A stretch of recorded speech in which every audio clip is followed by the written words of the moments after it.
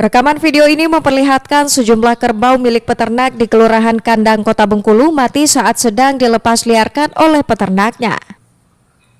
Kondisi ini bahkan sempat membuat panik peternak karena tanpa ada gejala, kerbau mereka ditemukan sudah terbaring dengan kondisi kaku.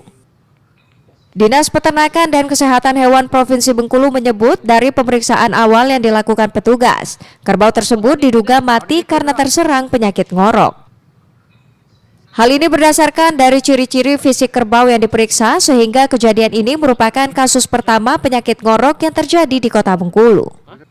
Guna mencegah bertambahnya kasus, masyarakat diminta segera melaporkan jika terdapat ciri-ciri fisik hewan ternak yang mengidap penyakit ngorok, agar penanganan bisa dilakukan petugas. Itu memang dari penyakit SI atau ngorok ya, dan itu sesuai dengan apa yang disampaikan oleh petugas dari Kota Bengkulu.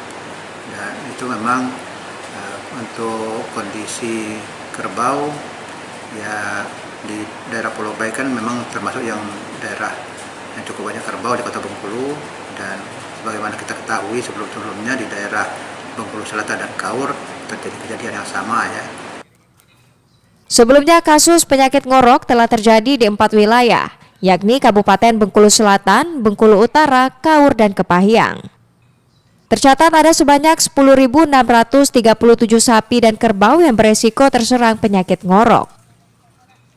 Bayazir Al-Raihan, Kompas TV Bengkulu.